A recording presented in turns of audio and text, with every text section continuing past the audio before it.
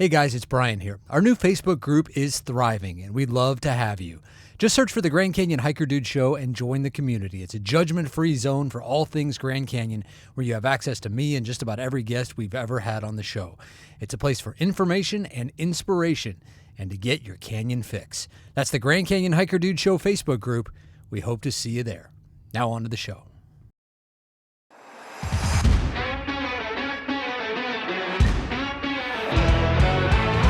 Like, we were both like, are you good? Like, what's going on? He's like, oh no, I just lost my footing, no big deal.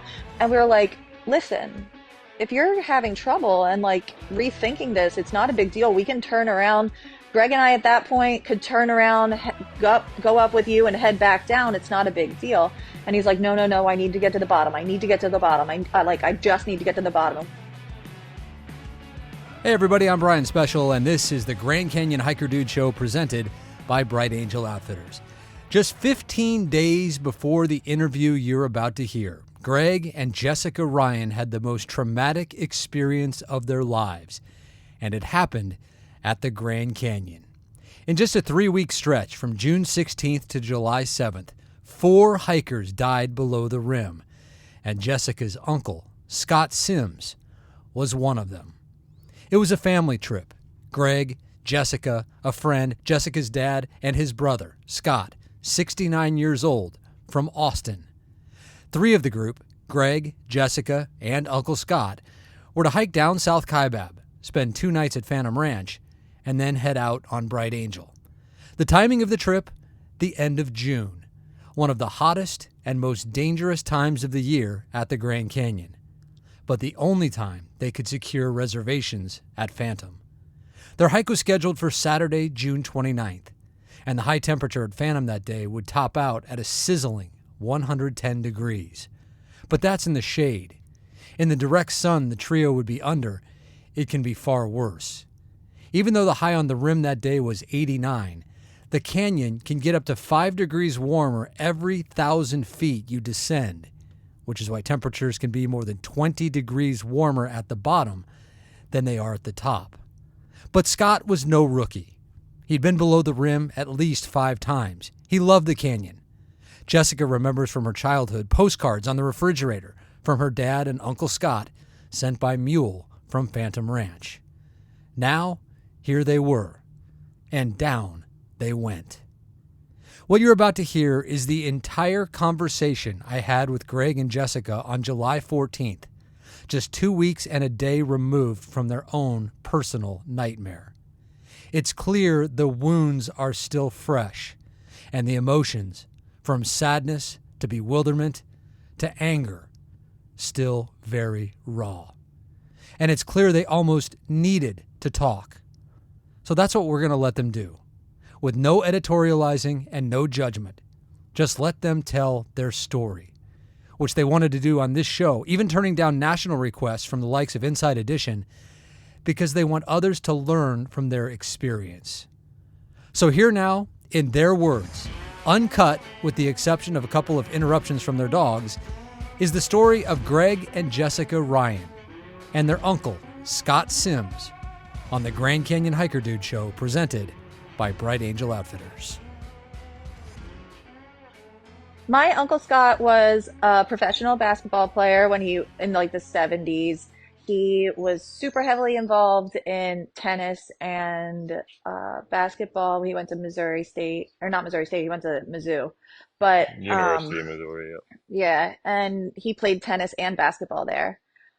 He was super active. He was like just like good time uncle. He was divorced, no kids, so he was kind of that like fun uncle that was always there for a good time. I wasn't super close with him, but like only because he lived in Texas and we lived in Pennsylvania for my entire life. But holidays, birthdays, everything, we always used to see each other. He was my dad's brother, and my dad was 6 years younger than Scott. He lived in Texas and outside of Austin and Georgetown, and he owned a skincare company there. He was super involved with my grandparents, who both passed away last year, which was why we were going to the Grand Canyon, to spread their ashes at the Grand Canyon. Um, my dad was there. My husband was there. We had a friend there, and my uncle was going. But my grandparents wanted to be at the Grand Canyon for their like last wish. So we had this trip planned, obviously, because most of the time for Phantom Ranch, you have to have a reservation far, far out. So Lottery. we've had this trip planned for like over a year, a really, really long time. My dad and my uncle had done this like trip like 5 times, and they would talk about it so much. We had posters on the fridge from the Phantom Ranch from my dad and my uncle from like 1995 when my brother were and I were really, really little. Writing on the back with uh, "We can't wait till you guys come here. We can't wait to do this trip together one day." But my So dad they actually and sent you guys postcards by mule from the bottom of the Grand yeah, Canyon. yeah. So we had those on the fridge because we were so excited to go. And I mean, they talked about this trip so much and how many people went on this trip, how hard it was, how hard the hike was, and the people that went down with them that had such a hard time. At one point, one person had to get helicoptered out. So it was like they let us on like it was very, very serious. Meanwhile, we didn't really know what to expect because we didn't do a ton. I didn't do a ton of research on the hike, but I was kind of going with what my uncle had said. But our background for Greg and I'm a tennis instructor and CrossFit coach and have a lot in the health and nutrition world. And my husband, who's also here, but my husband, he works in logistics, but he's also a CrossFit coach. So we're like very, very into health and nutrition. And to be honest with you, we were wildly over prepared for this hike. We do a lot of Yeah. hikes with the dogs and we're trying to hit like every national park. Um, but we didn't know exactly what to expect, and I didn't do my research, which didn't really matter by the end of it. But we were kind of just going off what he said and what he knew, and we were more worried about him since he is 69, and I know that he maybe wasn't in the best shape he's been in. But he like was telling us he's like, this is the best shape I've been in the last 15 years. This has really motivated me to like take care of my health. I don't know what he had been doing. He said he'd been walking a lot, but however, Austin doesn't have, I mean, if you've been to Texas, it's very flat. It's very, very flat. And he said he had been doing some weight training and stuff like that. I don't know exactly what he had been doing. But he was walking like 10 miles. Again, very flat. Um, But he knew what he was getting himself into because this is not his yes. first time below the rim. No, this he had been down there 5 times in his lifetime, given the last time was like 20 years ago. But still, he had done this 5 times. So we were more going off of what he knew and what to expect from him. And we weren't really worried about us, just because we do hike. The Appalachian Trail is really close to us, so we hike that all the time. Or like when we go to like national parks and stuff like that, we're like all over the place, never resting or anything. Um, and obviously our fitness level is really, really good. But So for tell us him, again. Tell us again what the overall goal of this. Why was this hike planned so far in advance? I mean, this was a year you guys were all talking about this, and ultimately it was you three who were gonna go below the rim and do the hike, but there were more of you up there, correct?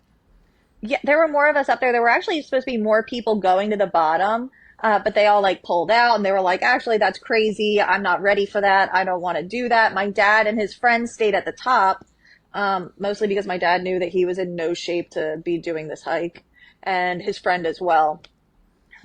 And kind of everybody kind of like told my uncle, they were like, "Are you sure you're ready for this? Like, are you positive you're ready for this?" And he was like, "Everybody keeps telling me I can't do this. I don't know if it turned into like a proving people wrong type of thing or what had happened exactly." Um, but it was planned so far out because they always used, my grandmother was a school teacher, so she always had summers off. So they always used to go to the canyon at this time, like 4th of July-ish with her. Why they picked this time, I guess that's the reason why. I'm not even sure. I Um, believe it was the first available that they could get for the lottery for Phantom Ranch. I think that was the first available that they had. that would make sense. Yeah. So it was circumstance that drove you to July. Yeah. I mean, that happens. Yep. That happens so often. Hey, you guys ever been to the canyon before? Either one of you? I had have been there not. like Yeah, she has. momentarily around the rim. Okay. I was driving cross country, so it wasn't. Gotcha. One of those Clark Griswold. Hey, look at that, honey, and then Yeah, go on. that's Yeah, exactly what it gotcha. was. Greg, what did you think about this going into this? Because you guys are obviously in incredible physical shape, but there's obviously so much more to it with the canyon that unless you've done a lot of research, you may not be aware of, especially when it comes to the heat in the canyon. How prepared did you feel everyone was, and were you guys aware of the heat that you were going to run into on that day? Yeah, so I did a ton of research. I did way more research than Jessica did, and it's just, I have more access to the internet and stuff like that during my day. So I was able to look up, kind of war stories on the internet just to see everybody's experience with it. So Jessica and myself were very ready. Like she said, we were hiking as much as we could. We were doing as much as we could, hydrating. We're very much so in the fitness world. So we were great and excited. And, we could only go by what Scott was telling us that he was ready. He was ready to go and he'd been training and all that stuff. So, yeah, we were more than ecstatic to get started and, kind of took it as it came. I imagine he had to be just so I'm just trying to put myself in his shoes. Yeah. 69-year-old guy, single guy in Austin. Here he's got this family trip to this place that he loves so much and that means so much to him and that he's been into 5 times. And here he is taking his niece and her husband down and showing them the canyon for the first time. He just had to be over the moon excited about this trip. Oh yeah, he was so excited.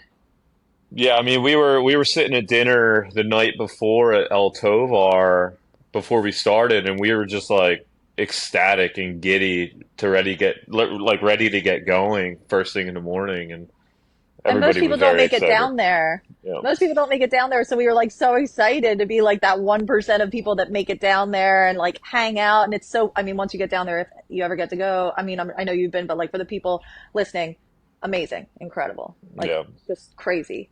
But I will say that alcohol did play a role in this whole situation. Like the night before, he was in Vegas for a week before for a convention, for like the skincare. And I don't know how much he had been drinking, but I do know he was drinking a lot there, and I'm sure he wasn't doing a lot the week before in Vegas. Physically, well, Vegas is like up 1 billion degrees. So, I mean, even we were like there for a day and I was like, this is horrible. Like my skin's just burning off my body. But even the night before, he had like a few glasses of wine, and I was like, maybe he knows something that I don't. Like, like I can't, obviously I'm not going to be somebody that can tell someone to stop drinking. Especially like my uncle who's 69 and I'm not. But alcohol definitely played a role in this situation and dehydration. We woke up the next morning and we had breakfast at the El Tovar at 7:30. And now looking like in retrospect, we should have left. We already should have left by then. What was the plan? What was the plan? What time are you going to drop in? The plan was have breakfast, leave, and then leave. I don't know. I wasn't sure because I saw it was taking people like 4 hours.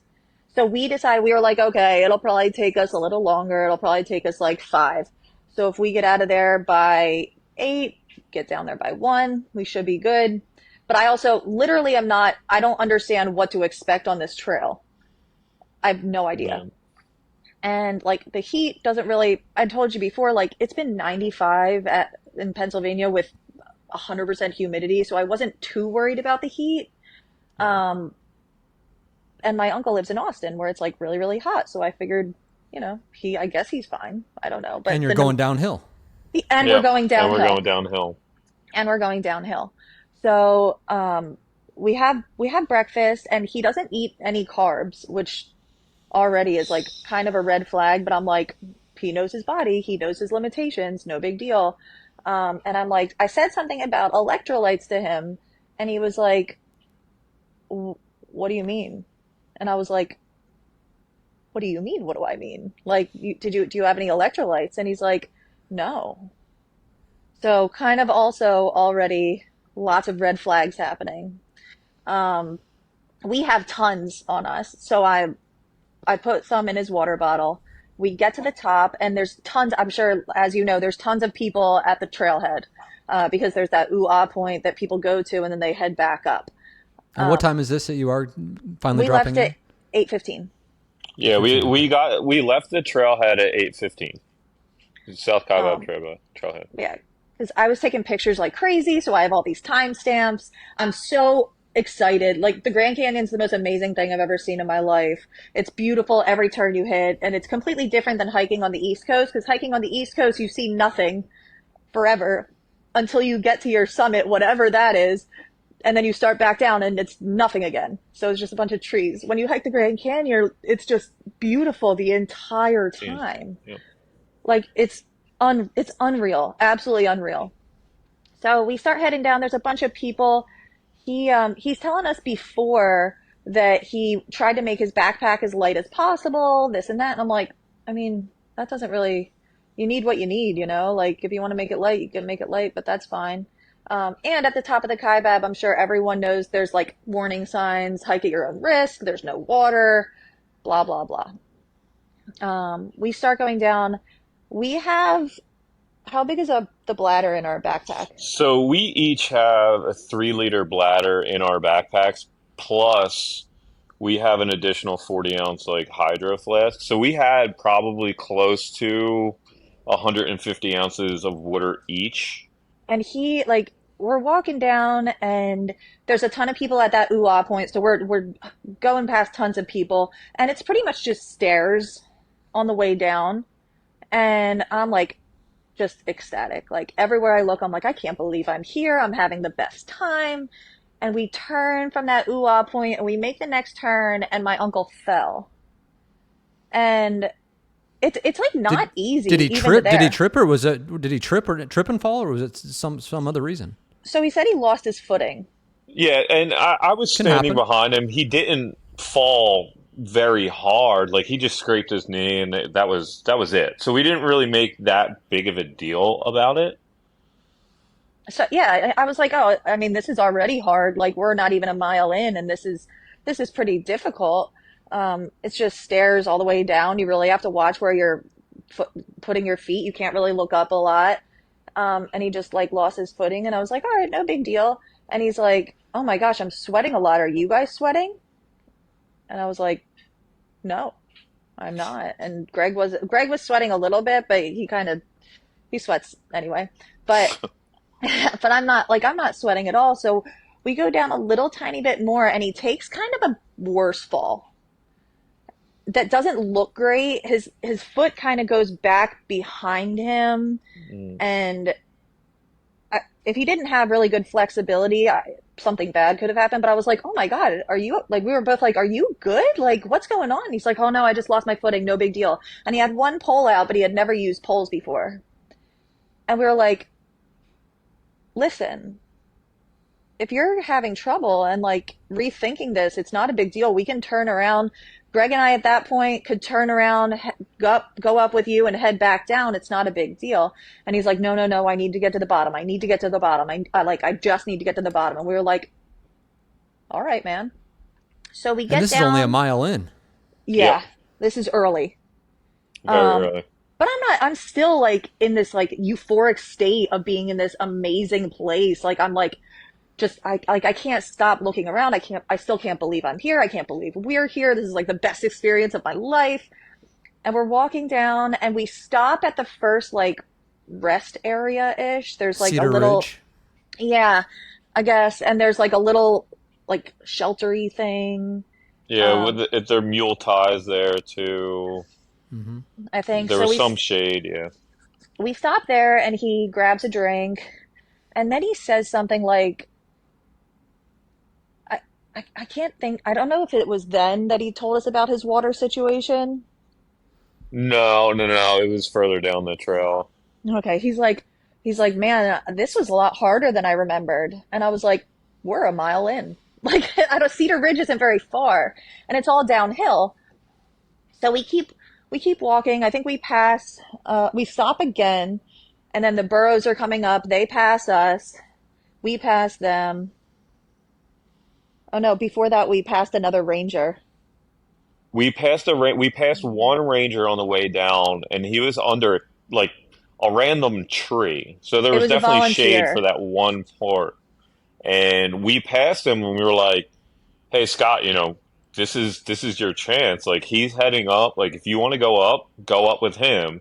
Type thing. And he was like, "No, no, no, no, no. I'm completely fine. Like everything's gonna be good." And the only thing that we could do is trust him because he's done this before. He knows what to expect, or he knew what to expect, and we're just letting him go. And And if I I said, know let's turn exactly around, what you guys are talking about with the at Cedar Ridge there. It's typically a preventive search and rescue volunteer ranger who sits off to the side Yep. and yes, strongly encourages people, because I've had it said to me, strongly encourages people not to go any farther because it's yes. Yep. so hot. But you Yep. guys, you have reservations at Phantom Ranch. Scott's got the experience. You guys are in great shape. Did you have any interaction with the Peace Hour Ranger? Did they encourage you not to go any further? Did they say anything to you? No. So I actually thought that he was going to say something, not to me, but to Scott, because he kind of already wasn't doing great. He was like, because he was kind of in a full body sweat, and I wasn't sweating at all, and like leg sweat and everything. And I was like, he doesn't like look great. But the ranger saw me, and he was like, I guess he saw that I had like a bigger backpack on. And he's like, "You're headed to the bottom." And I said, "Yep, we're headed to the bottom." And he was like, "Okay, have a great day." And I actually thought there was potential for him to stop us because Scott already was kind of struggling. Yeah. But I was like, maybe it gets easier from here. Like maybe it's not that difficult. It was. And so we start walking. We pass the burrows. I give him a protein bar to eat, and it was And around we gave him a then. salt packet too. Yeah, and it was around then that so now he's had like two we had element salt packets. So now he's had two salt packets and a protein bar, but it's around now where he's like I don't think I brought enough water. And we Hmm. were like, "What do you mean you didn't bring enough water?" And he's like, "I only brought these two 20-ounce Hydro hydro flasks. flasks." And I was like, "Huh, that's interesting." And at this point I'm not even like in panic because I don't know what's up ahead of us. I'm like, no big deal. Like, I feel great. Greg feels great. He's like not doing great, but like, I don't know what. He wasn't panicked. He wasn't scared, nothing. So there were no like alarms going off for me. Looking back, I'm like, this was so bad. Like, so early. So bad, so Yeah. early. Were you guys aware that there was no water availability anywhere on South Kaibab, that Yeah. you wouldn't have a Yes, chance to the Yeah, we bottom? were aware. we So were that's well why you aware. guys had you two That's had why plenty of water, but he didn't. we were over not over prepared, but we were definitely prepared, We were over knowing. prepared for who Yeah. we were. We are very over prepared. Um, so we went on, is that called Skeleton Ridge? Skeleton Point. Skeleton That's three Point. miles down. Yeah, so we hit Skeleton Point, and because we passed that last ranger, and I'm like, this is kind of the point of no return, and Scott's already saying, he's like, I couldn't make it back up.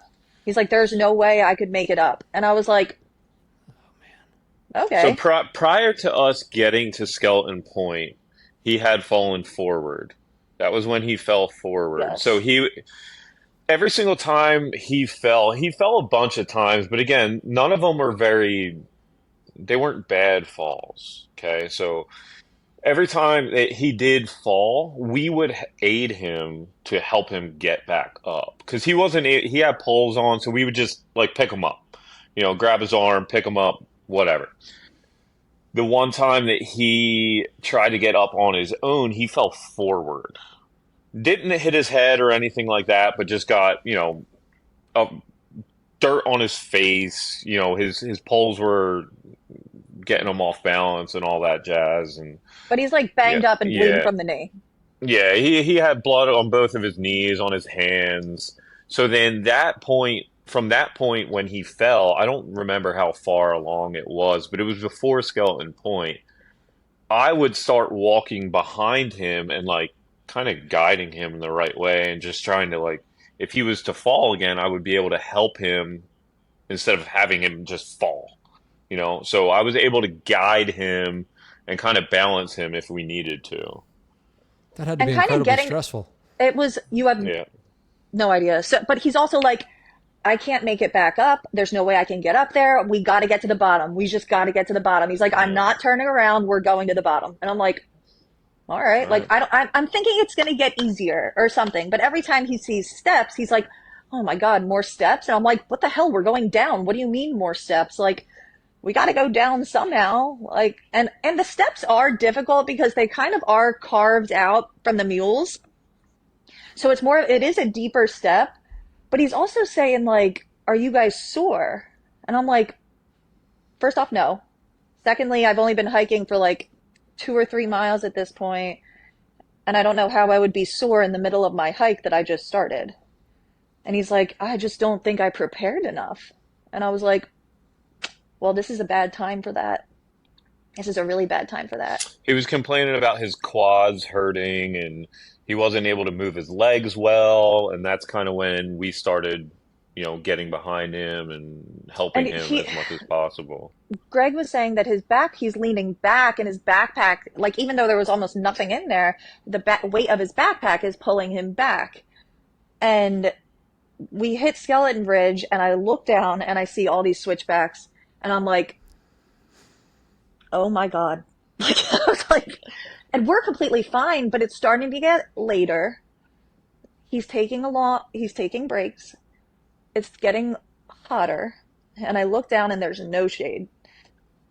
Again, not worried about Greg and I, but I'm worried about him because I recognize the signs of dehydration immediately. But again, I don't know the severity of the hike. I've heard that it's like super, super hard. But I'm thinking like maybe it'll level out. Maybe it'll get easier. So we start going down after Skeleton Ridge, and it's just switchback after switchback. And he's probably stopping, every couple Often. switchbacks? Every Yeah. couple.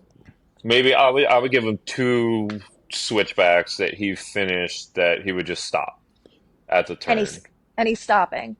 And he's like, oh, just, and, and when we sit him down, and we don't have any service or anything at this point, as you know, the trail there's no cell service. So when he sits down, we have to assist him because he's like shaking, and if he was to sit down, he would just fall. So, and then he has the poles, and he's acting more like the poles are crutches than they are Yeah. poles. And Greg's Yeah, telling him, so he's like, if you ever walk with poles, it's the same thing with skiing. They're supposed to be an aid, right? They're not supposed to be crutches. So he was putting himself in a horrible position because he was just relying so much on those poles that it was kind of throwing him off balance. He wasn't able to catch himself because he was just relying way too much on the poles. and he's heel striking on every step too. So he's leaning back and he's heel striking. So he's almost falling backwards. And Greg is literally catching him every single time. So now I'm starting to get nervous because I'm like, you know how the trail is. It's kind of like the trail and then nothing. Like it's very easy There's to a fall cliff. off. And I'm like, and I've started to panic because I'm like, he's going to take him down with him. Like he's going to fall off. He's going to take my husband down with him. And then I'm alone. Like, I was like, this is bad. So, And at this point, just so everyone's aware, at this point, you're going down the red and white switchbacks, which is the most difficult portion Yeah. of South yes, Kaibab. And when you get to the bottom of the red and whites, again, totally exposed. There's nowhere to yes, hide. There's no shade. This is a day where temperatures reached 110 at Phantom Ranch at the Yep. bottom. yeah.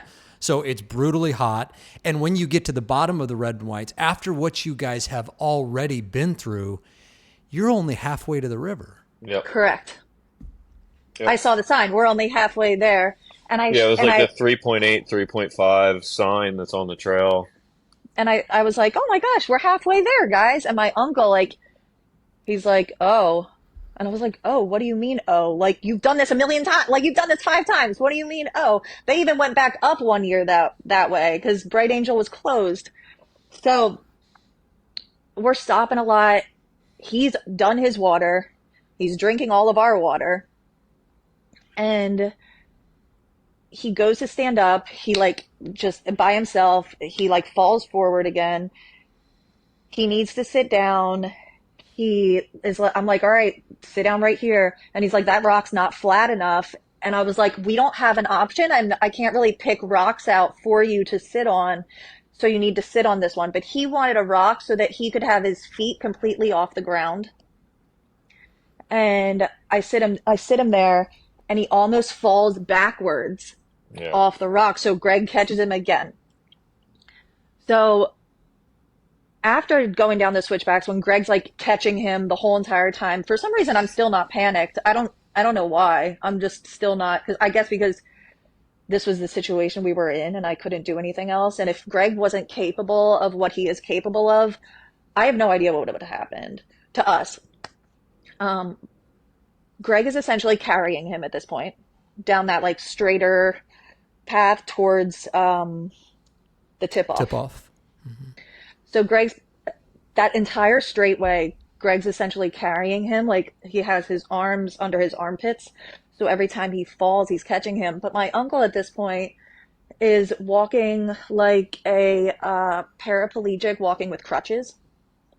Do you know how it's very hips forward and their legs kind of like don't have much feeling, but he's relying so much on his poles. It's a nightmare. So every single step down, I'm holding the poles. Greg's assisting him to step down, every single step down. And now I can see the tip off. I see it. It's way out there, but I see it. And I'm like, we got to get there. I don't know how far that is, but we have to get there. And I'm like trying to tell my uncle because he's like, I'm just so thirsty. I'm just so thirsty. And I'm like, okay, here's our water. Here's our water. Here's our water. And he's like taking breaks every like 50 feet or something by now. But also, I'm getting worried because it's getting really hot. Greg's getting really tired from carrying him. And now I'm getting worried because it's, almost 1 o'clock? Yes, yeah. It was probably late noon. It's like probably almost 1 o'clock and we should already be down there. And so I'm starting to get panicky. I kind of jog up a little bit to change my hat because now I have long sleeves and a hat on because it doesn't matter how much sunscreen I wear, I'm just getting scorched. And my uncle is like full body sweat. Greg's starting to struggle because he's carrying him like a full grown man. And Greg goes to grab the sunscreen. They catch up to me and Greg goes to grab the sunscreen out of my bag and I snapped at him because now I'm in like panic mode because I'm not sure what's going to happen. And we're stopping every 50 feet and it is getting hot and there is no shade. We passed probably like 2 people, maybe. A couple of people passed us, but that was like really about it because it's a bad time of day and nobody's out. So after stopping every 50 feet and he's like barely moving, I start jogging down and I drop I don't know what the deal is with tip off, but I see it's a structure. So I dump my bag, I head back up, and Greg's on one side of him, I'm on the other side, and we carry him down and his legs are just like dragging.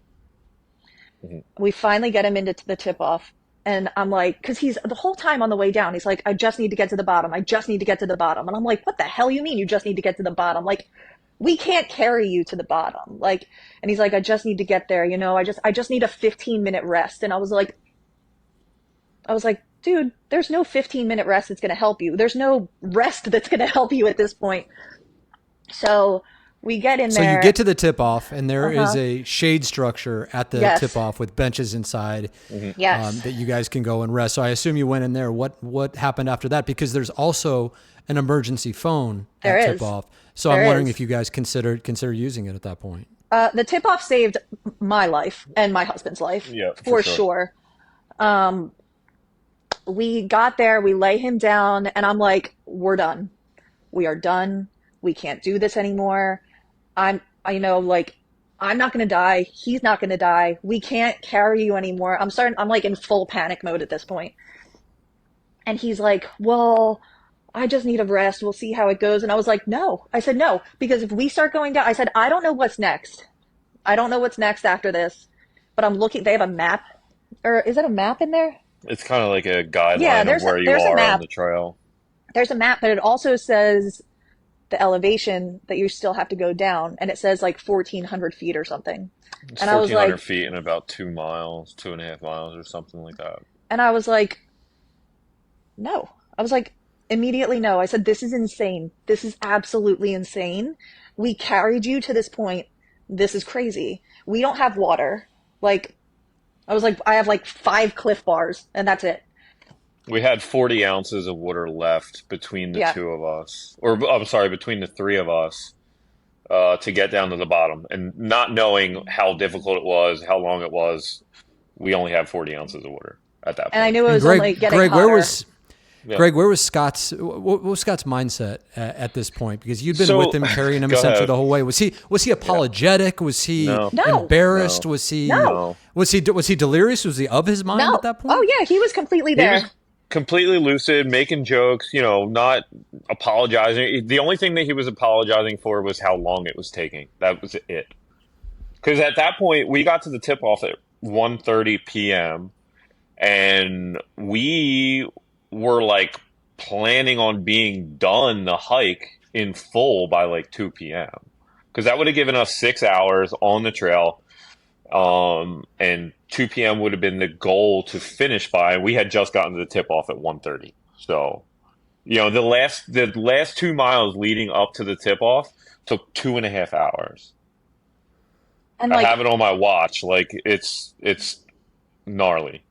but he's not scared. He's not panicked. He's not worried. A couple of times, like he's like, "Oh, I'm sorry to do this." Like early, he's like, "I'm sorry to do this to you guys so early." And I was like, "What? What do you mean so early? Like, so do this to us, period. Like, what?" And then like at one point he was like, "Oh, this is probably the slowest hike you've ever done." And I looked at him. I said, "Yeah, it is." Like it was crazy. But at that point, I was still in like Grand Canyon euphoria, that like I didn't even notice how bad our situation was and how serious it was. So I lay him down and he's like, I just need a 15-minute rest. And I was like, I'll give you a 15-minute rest. And then I'm using this phone. I said, because you're not, cause he starts to like be like, yeah, even if I get down there, I'm not going to be able to get back up. And even if I get down there, I'm going to be in such bad shape. And I was like, yeah, you are. Like, you are. And from being in the fitness world and seeing people dehydrated or have like rhabdomyolysis or have other severe muscle issues, I know what I'm looking at. With that said, I know that like we're probably not the normal person hiking. And when I called the emergency phone, because I was like, Uncle Scott, we're done. We're done. You're getting helicoptered out of here. I literally don't care anything else. We are done. When you pick up the emergency phone, also where the tip off is, the structure is, it's pretty big and there's a roof with like heavy duty chain link on the side. So there's a ton of breeze coming through. So even if it is like 100 degrees, it's actually pretty comfortable, to be honest with you. Yeah, it was Like, a windy day, so it was definitely comfortable in the tip off. oh, it was super Yeah, comfortable. Like you can it cool wasn't off. hot. Yeah, like it wasn't bad at all. And probably, I don't know how far away there's a set of bathrooms A couple 100 feet. away. But And you did pick up the phone. Mm. I picked up the phone, it rings twice, and they're, walking me through it. They're like, "Oh, well, how much water has he had?" And I said, "I'll humor you and tell you how much water he's had, but he's not getting any better. Like, we're not doing this. I can't carry him anymore. Like, and this isn't going to turn around. This is not a turnaround situation. My husband carried him for, like 1.5 to 2 miles. Like, there's no way." So they're like, "Oh, maybe he needs some electrolytes." I said, "I'll give him some electrolytes, but I'm telling you, his body's not working." Like, they said, "Well, what are his symptoms?" I was like, "Probably severe dehydration and severe muscle fatigue." And I understand that they're kind of trained for like boy who cries wolf scenarios, which I also am. Like, people like tell me, they're like, oh my gosh, this hurts so bad. And I'm like, you're fine, you're fine, you're fine, but I'm like, this isn't a normal situation. Like, it's not. Like, he's not going anywhere. We're not doing anything. He's not making it to the bottom. And at this point, he's completely, the only emotion he's showing is like sadness of the realization that he's not going to get there. So he's laying on a bench. They send me to search and rescue. And the search and rescue guy's like, hey, here's some options for you. There's a cache over by the bathrooms. I'm going to give you the code. You go over there. There's water in there. There's snacks in there. There's a bunch of life survival things in there. And I said, okay. He said, call me back in a half hour. And I was like, you got it. So I go over there. I open the thing. There's water in there. There are some snacks in there. There's electrolytes in there. So I grab that stuff. I bring it over. And my uncle starts being worried about the cost of a helicopter. And as you probably know, the helicopter is free. But he starts getting worried about the cost of the helicopter. They're going to take him to a hospital. It's going to be so much money, this and that and the other thing. The helicopter alone is going to be $6,000 to $7,000. And I was like, you don't have a wife, you don't have kids. What are you going to do with your money? Take it with you when you die? It doesn't matter. You can't make it down to the bottom. We don't have any other options. Like, especially for today. I said, you're not going anywhere today. It's getting hotter and hotter. At this point, it's like 2 o'clock. And it's only getting warmer because it doesn't start to cool off for a few hours. So he's like, I just, you guys should just go. And I was like, we're not going to go yet. So I call back the search and rescue guy, and he's like, I think they think I'm talking for him because he can't speak, but he's perfectly capable of speaking. So he starts talking to him on the phone about his, symptoms or whatever. And he says to us, my uncle says to us, he said, they're going to try, because when I first start talking to them about getting a helicopter, they're like, I'm not sure if we can land there because it's getting windier and windier, but also the helicopter's down the river doing a search and rescue mission down there. So we're not sure if we can get to him today, but if we can't get to him today, we can definitely get to him tomorrow. Perfect. He can't go anywhere anyway. And like, he's in safety. The structure is perfectly safe. So he's like, he gets off the phone. He's like, you guys need to head down. You guys need to go eat. Like, it's getting hotter, like, and you guys won't be able to make it down if it's dark or whatever. And probably not, because after I turned that corner and saw the rest of the trail, I was like, oh my God, like, it's crazy. So we're like, okay, listen, this is the deal. We're going to head down to the bottom. We're going to eat food. As soon as it's morning, we head back up and we figure something out, whether you can make it down, because they also had sleeping bags in the cache and like camping meals. So I grab the camping meal, I bring it to him, I grab the sleeping bag, I bring it to him, I grab more water, I bring it to him, because at this point I don't think he can even make it over there to the bathrooms in order to get there. And he's like, And well, worrying about him falling and everything like and I'm that worried, on the yeah, way and to the worried about him bathroom. falling. So like, Greg's like, listen, if we go down there, you promise us you can't leave because you're going to die. Like, you are in no shape to do anything. I said, the fact that we got you down here is a miracle. A miracle. So I'm like, listen, promise me you won't leave. And he's like, well, what if I get the helicopter and you guys don't know? I said, who cares? I said, then we can make it back up here in the morning and you're not here. It's not a big deal. I said, then we make it, because we were supposed to stay at Phantom Ranch for 2 nights instead of 1 night. So we were like, then we go back down there and we hiked for the day and it's not a big deal. I said, but I can't have you down there because you're not going to be able to get back up anyway. Like, there's no way. If you're struggling that much getting down and you have to be carried to the tip-off getting down, I said, there's no way in hell that you're taking any trail back to the top. Because I was like talking to them and I was like, can he take a mule up? Like, is there any possible way of like any of that? And they were like, we don't take mules up with people on the South Kaibab anymore because a mule fell off the trail a month ago. And I was like, oh, well, that's definitely not an option then. And they were like, but there is a ranger station down there, so go talk to them when you get down there. So we head down, and he's like, I'm not moving. I promise you I'm not moving. I can't move. And I was like, perfect. And I left him with all the stuff he needed, the sleeping bag, the water, the food. He had like a couple, like, there was like one bag of Cheez-Its in there, and I left him with like a Cliff Bar and a protein bar. Trail So, mix too. Yeah. oh, and I left him with a whole bag of trail mix. Um, But that still had to be an incredibly difficult decision for you guys to split up at oh, that point. oh yeah. Well, our decision was not, we weren't splitting up. Greg and I were not splitting up. And like one of us head down and one of us stay, because we can't really, like, if something happened to Greg on the way down, like I like, and this was already such a traumatic experience. And I like, the only thing that made me feel better was when you pick up that red phone, it rings once and somebody picks up. So with my uncle, and we were just trying to make the best decision for us at that point, because it was so stressful. Greg's exhausted. Like, we don't have, there's water there, but like, we don't have food. Like, we don't have anything else. And I don't know what's after that.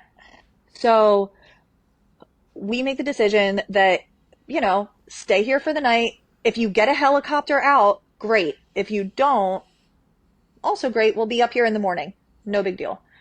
So we head down. Greg's a mess. He's in full panic. He's like, something bad's gonna happen. And I'm like, what bad can happen? He can't move. We had to carry him there. Nothing bad is gonna happen. And we get down there. We eat, because it takes us eight An and a hour. half hours.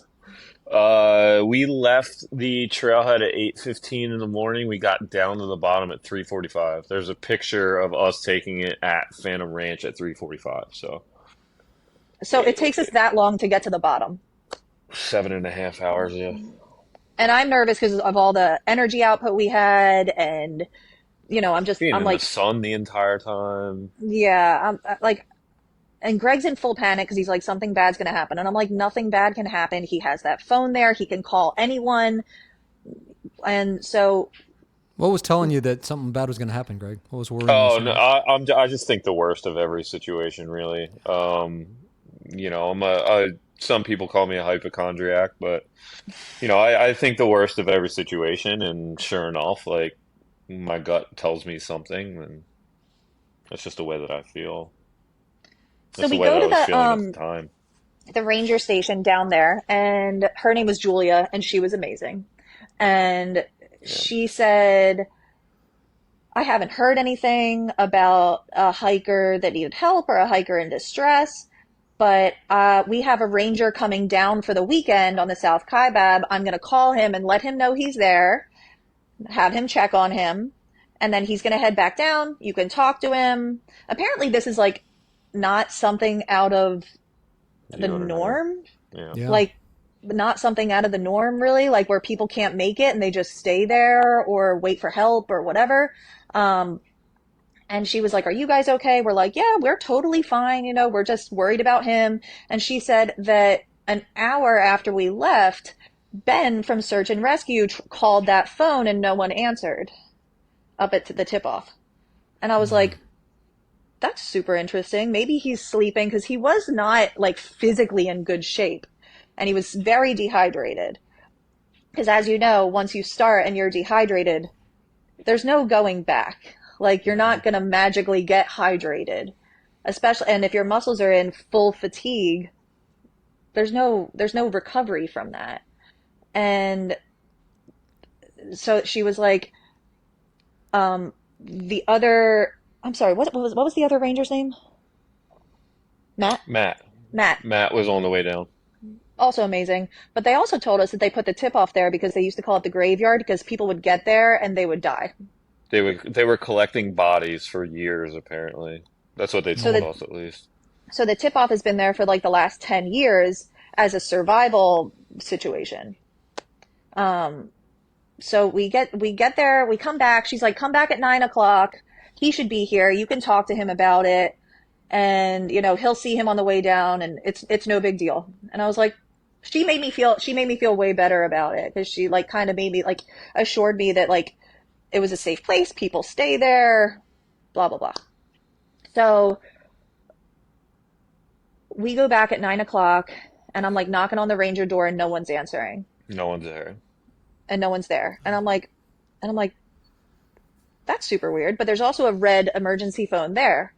So I pick up the emergency phone and I tell her who I am. And she said, oh, Matt knew you were going to be there, but there was another emergency that was unrelated that he had to get to. So he ran right by the tip off, but he didn't see anybody there. And I was like, okay, no big deal. She said, but he saw stuff there, but he didn't see anyone there.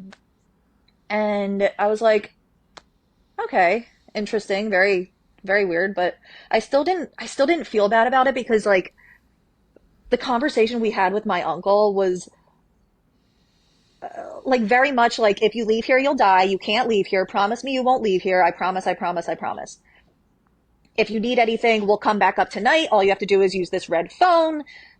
Somebody will get in touch with us, whatever. So we go back to bed and the woman on the red phone, it doesn't go right to search and rescue. It goes to something else.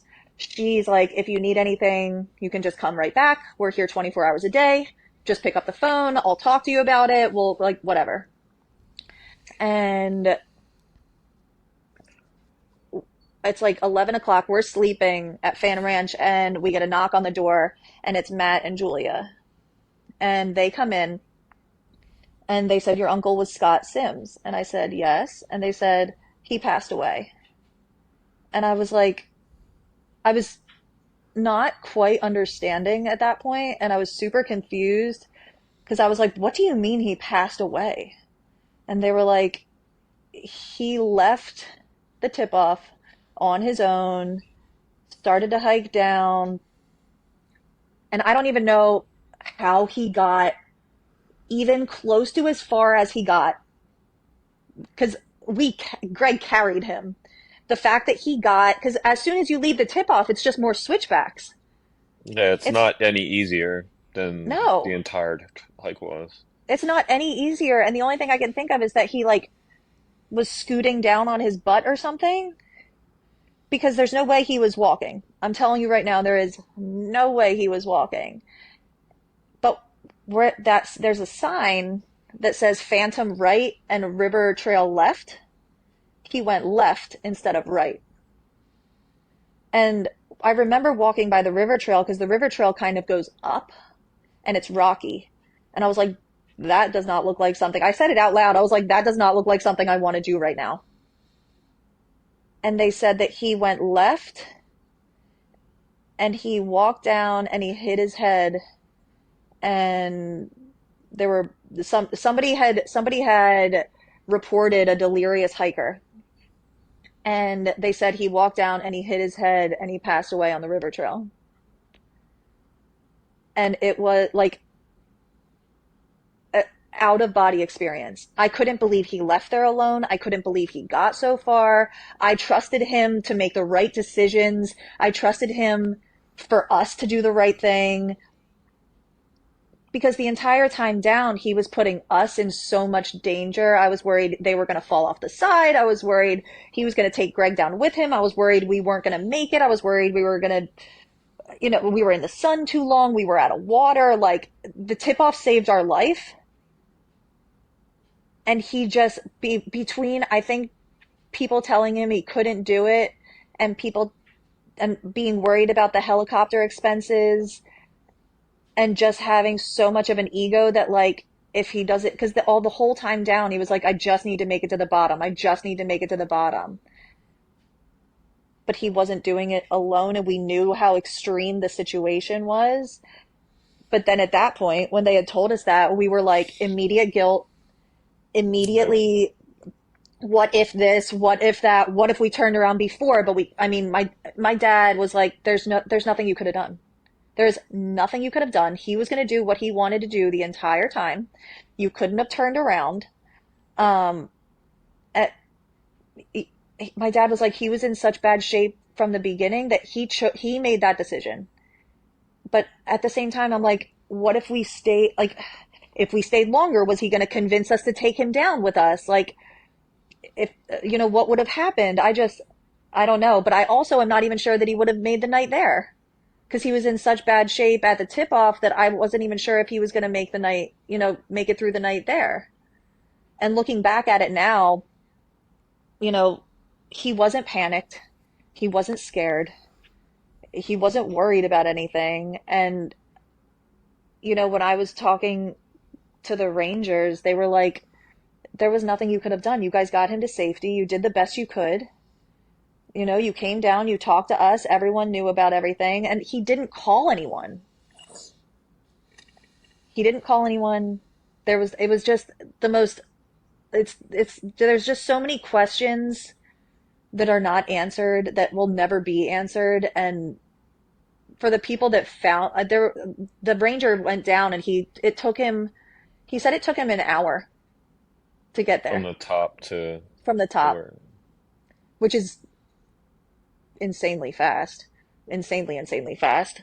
Um, but again, my uncle was older. He definitely had some kind of alcohol problem going on. He wasn't in as good a shape as he thought he was going to be. I don't know if he thought he was going to make it down there and like walk into dinner and be like, "Hey guys, I made it." Like, it's insanity. Like he totally underestimated the entire hike, the entire thing. And it was so hot on our way down, like so incredibly hot.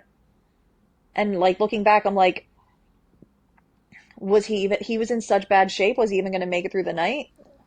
Like, should we have stayed up there with him and been there with him when he decided to pass away? Like, do you know what rhabdo is? Rhabdomyolysis? I'm like convinced he probably had rhabdo when you're dehydrated and you overwork your muscles and your kidneys essentially just like shut down. We haven't got toxicology back yet, so we'll see what that's like. But it was just like the most traumatic experience and something we were looking so forward to as like a unit. Like, it was just the most traumatic, stressful experience of my life that only just kept getting worse and worse. How about you, Greg? What happened when you got the knock on that door at 11 o'clock? I imagine you, with your mindset, you just had to fear the Yeah, worst immediately. yeah, and that's exactly it. As soon as the knock, I mean, because we knew that they were going to alert us regardless, good news or bad news. So as soon as I heard it, I immediately went like he's gone. But, trying to remain positive as you could. But yeah, I mean, as soon as they said, "Hey, can we come in real quick?" And I was like, "Oh shit," Sorry, I don't know if I'm supposed to curse or not, but It's okay. yeah. So it was definitely not something that you want to hear, not something that you want to be woken up to, and it's everything that you see in a movie that happens when somebody passes away, and they're alerting the family, and unfortunately, that's what happened. And Greg was immediately super upset. Like, I was furious. Like, and I know there's different like stages of grief and emotions and stuff, but I was so mad that he had taken these steps and put our life in danger and was willing, because if we were at the top and we gave him like another half hour and we were like, all right, let's go, he would have been like, okay, and Well, totally okay with him continuously falling and us carrying him to the bottom. He would have been okay with it. And we were just, no one does that. Like, that's not a normal situation. Like, people don't carry people to the bottom of the Grand Canyon because it's not safe. And it's just, I was just so mad that we were looking forward to this trip and he couldn't just stay there and wait because he knew a ranger was coming. He knew that the helicopter was probably going to come. Like, he knew all of this. And he was completely there, like completely with it. The guy was talking to him on the phone. He was completely with it, unless something changed within the hour. But and the Rangers were absolutely incredible. I guess they're trained to deal with family members in grief. They were incredible. They were some of the most amazing people I've ever dealt with in my life.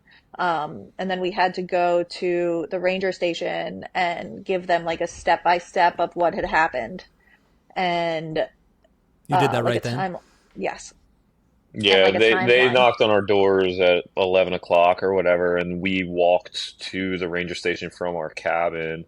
And thankfully, we have timestamps on like all the pictures that we were taking. So it was like perfect, like step by step, like here we were, timeline and everything. And it shows us getting down to the bottom at 3:45, and it just gives them perspective of where we were throughout the entire time. Before we got to the tip off, it took us 2.5 hours to go 2 miles, which is a very long time to be going downhill. A very, very long time. Um, and especially like under stress and without food and things like that. But when we had spoken to them, they gave us the whole rundown, and they had a satellite phone there, so I immediately called my dad, and I didn't even know how I was going to tell him that his brother had passed away. I like I called him and he picked up, and I couldn't believe he picked up because it was like 11:30 and it was a weird number calling his cell phone, and he picked up and I said, "Dad, I don't really know what happened, but Uncle Scott passed away." And it was almost like he knew. Like he was like, "Damn." Like no other words really. It was like an absolutely surreal experience. They asked us what we wanted to do, um, because they said when this type of thing happens, people make really bad decisions. They don't sleep, they don't really eat, they don't drink enough water, and then they try to hike to the top, and then they're saving multiple people, and that's the other thing they said, because I was starting to like have not panic attacks, but have a lot of anxiety about what if the tip off wasn't there? What if that structure wasn't wasn't there and we all died? Like, what would have happened then? But, they assured us, they were like, you guys did the best that you could. You got him to safety. You made the best decision for yourself. We knew he was there. Everyone knew he was there. He's going to make the decisions he wants to make.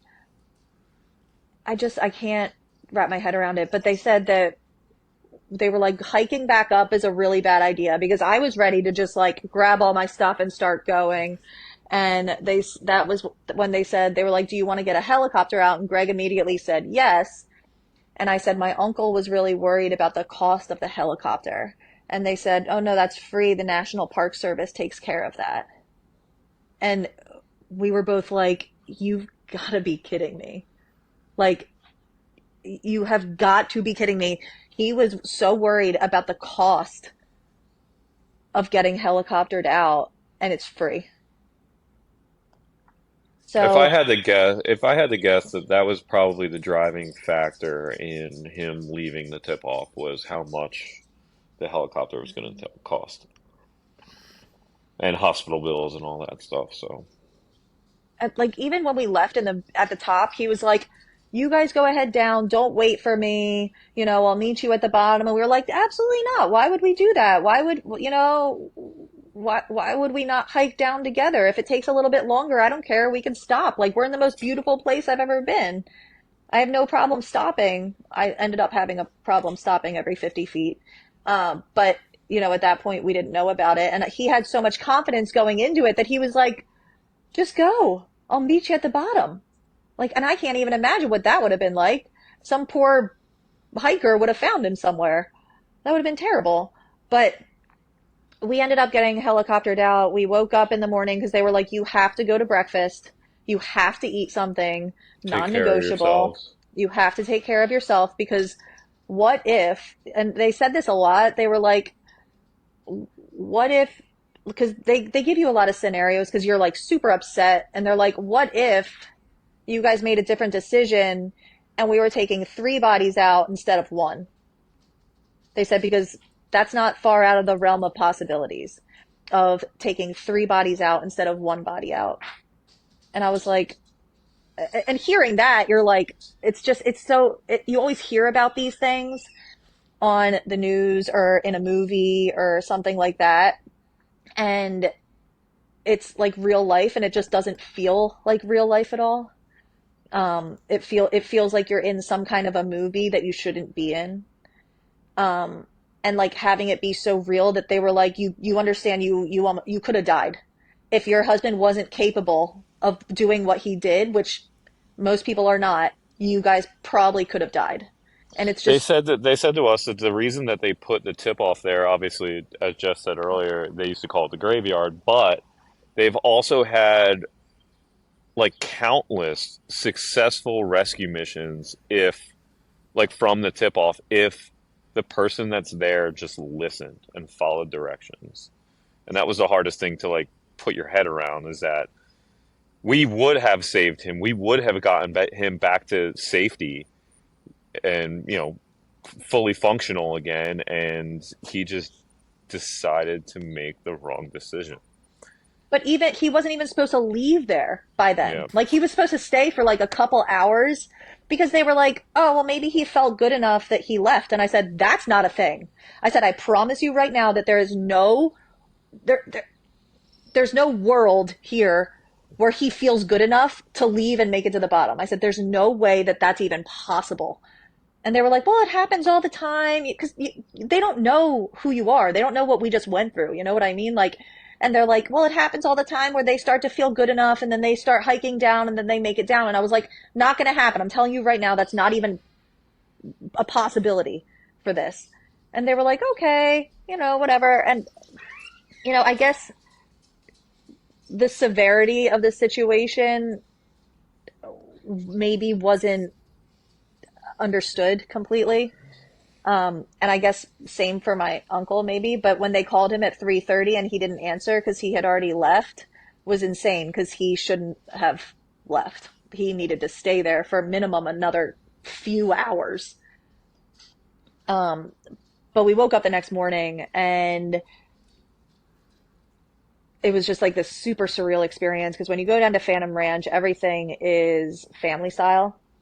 So we're sitting next to these people that have no idea what just happened to us. And we're sitting next to these people and they're talking about their hike. They're talking about coming down. They're with their families. They're talking about how amazing it is. Also, the night before, we go to dinner and I was like, one of our people are still up at the tip off and the people at Phantom Ranch, they were like, we'll just hold his food. That happens all the time.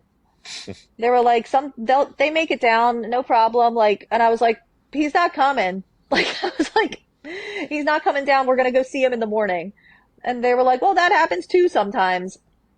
And I was like, okay, so things are making me feel good, not Greg, but we're sitting there in the morning and people are like, they're all so happy because they just checked something off their bucket list and they're with their families. There's this like whole family next to us with kids and, they're like, wow, that was so hard.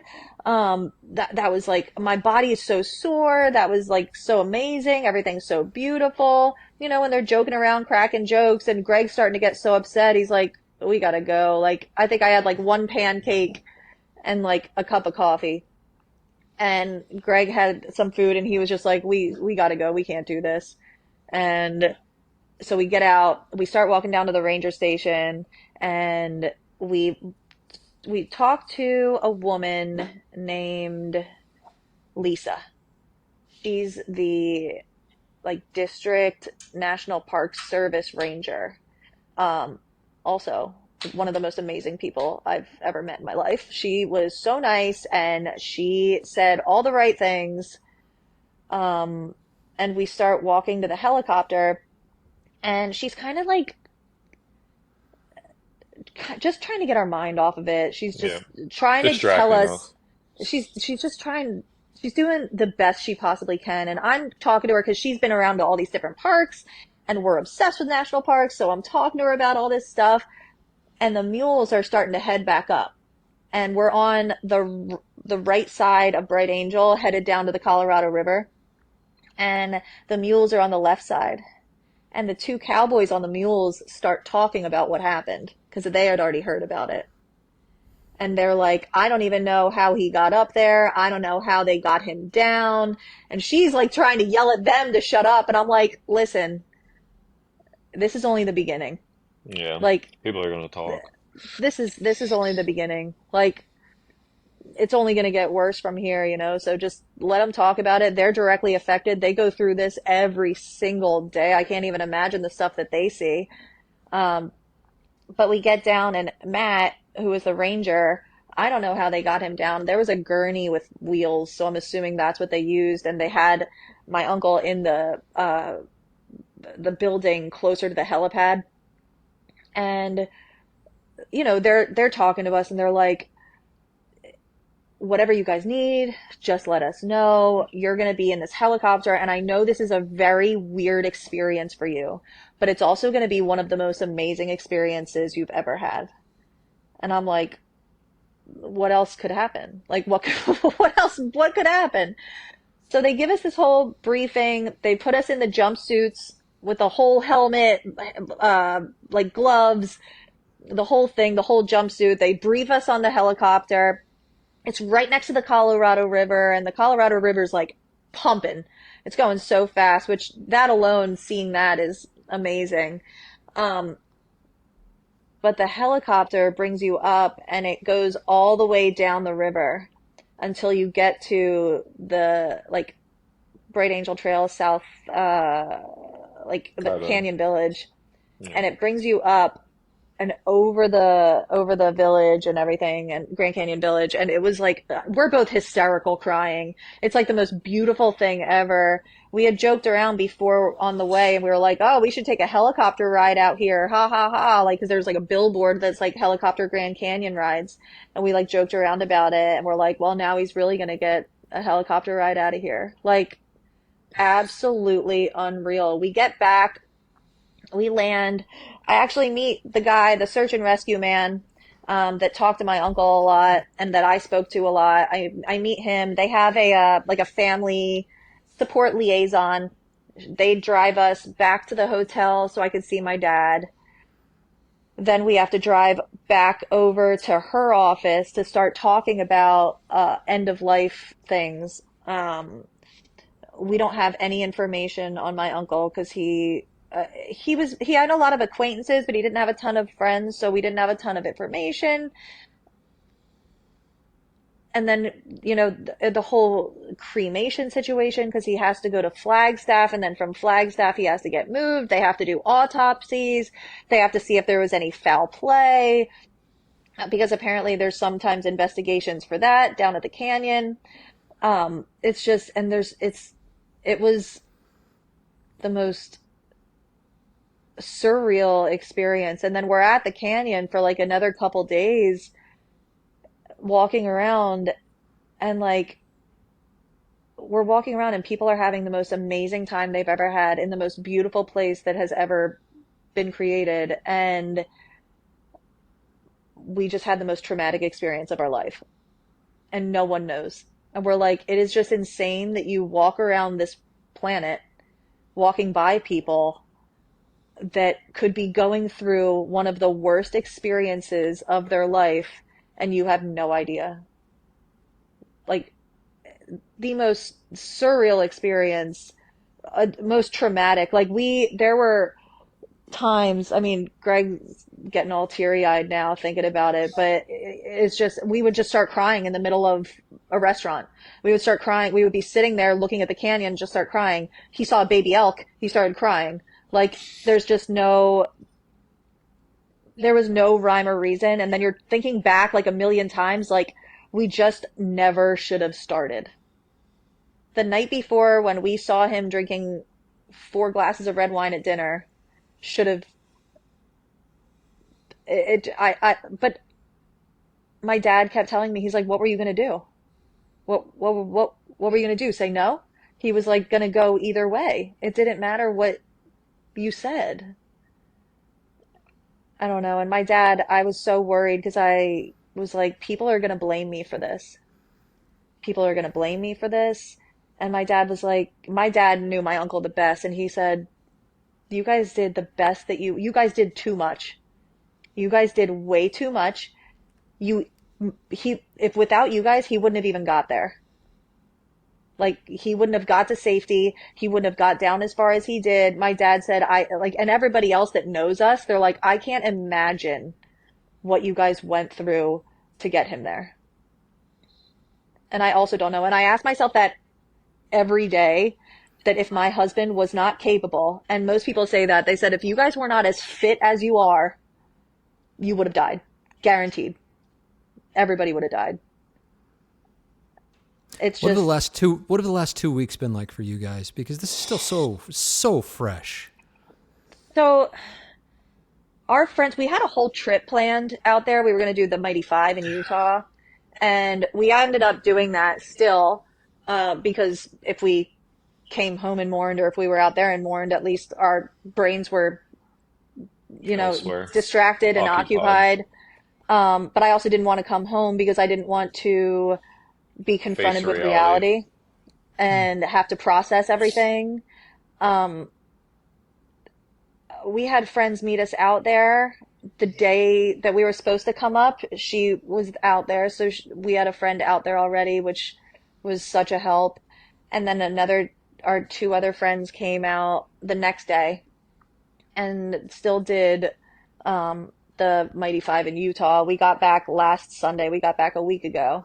But it's been really hard, really, Hmm. really hard and really horrible, honestly, because we have to keep reliving it because everybody wants to know what happened. And even though we haven't told the story as much as people have asked, and that's also another reason that this podcast helps, because it's letting everybody know what happened to us, because everybody knew something very traumatic happened, but they didn't really know what happened. They were like, "Oh, your uncle just like died on the trail in front of you." And I was like, "No, that's not what happened. It's way worse it's somehow way worse than that."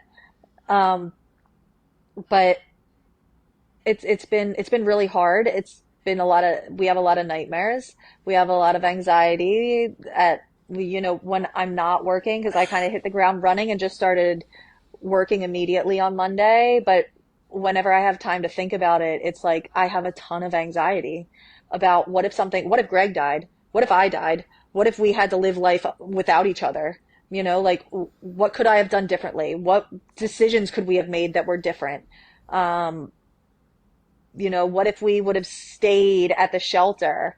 What if we would have stayed overnight at the shelter? Would that have been okay? Who knows? Who knows? But it's like lots of therapy, lots, lots of talking to our therapists and talking to each other, making, the biggest thing is not to keep it inside and to keep talking to people. And we have a great support system. We have a lot of really, really close friends. Um, my dad's not a big talker, so I'm always worrying about him because he has to deal with a lot of the not fun stuff that goes along with someone dying that doesn't have um, direct relatives, but Or a will. or a will. So Yeah, that's just, so he's going through a mess right now, I'm sure. yeah. And the whole thing, the next day I went with my dad and Greg to spread my grandparents' ashes, and my dad was like, "This is really messed up, isn't it?" And I said, "Yeah." He said, "We came here to spread these ashes and we're going home with more." And I was like, I cannot believe that this happened. Like, and it was within the first mile. We all should have known.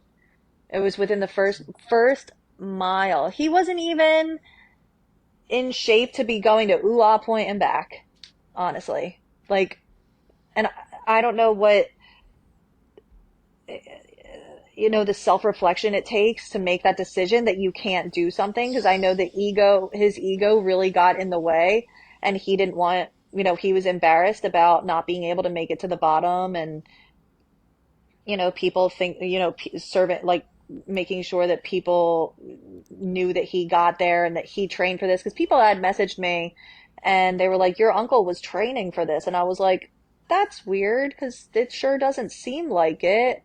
Like the fact that he couldn't walk down a mile. and it was just wildly underestimated. I don't know. He said he trained for it, but I don't, I don't Well, know. And listen, we owe you guys such a debt of gratitude for coming on and telling your story. And I'm speaking for the Grand Canyon hiking community. And I'm just curious, and it's so hard for you guys obviously to process something like this that it was so recent, but you decided to come on this show and tell your story. And again, we're so grateful for that. But I'm curious what the big takeaway you would want to be for aspiring Grand Canyon hikers, maybe the ones that don't have experience in the Grand Canyon, that were in the position that you guys were. What do you want them to take away from this? And Greg, start with you. Yeah, so I mean, absolutely. If you are having any worries or doubts or concerns or, not sure that you trained enough, as long as you are completely ready for it, then yes, absolutely do it. It's going to be a once in a lifetime experience going down to the canyon. But if you have any doubt in your mind that you're not going to be able to do it, please don't do it. Please do not put people, your group in peril due to the fact that you may not have trained enough. You know, that's the biggest thing is, you know, we were being told by Scott that he was ready, That's all he wanted to do. He was so excited to get it down to the bottom. He knew what he was expecting, and he just did not produce at that moment. And, it put us in a lot of danger. And I don't want to see anybody go through what we went through because it was 8 hours of panic, you know? So that's the biggest thing is just making sure that you're ready, making sure that you're prepared, making sure that you take care of your body as much as possible. Just be smart. Please be smart. Hike smart. It's all over the Grand Canyon. Hike smart. Be prepared. All over the place. And we were, and luckily we escaped, you know, and unfortunately he did not. But How about you, Jessica? You're just shaking your head. Don't underestimate it. Even if you've done it before and you think that you're better than the Grand Canyon, don't underestimate it. nature is Don't, a beast, yeah. and please trust and respect nature as much as you can.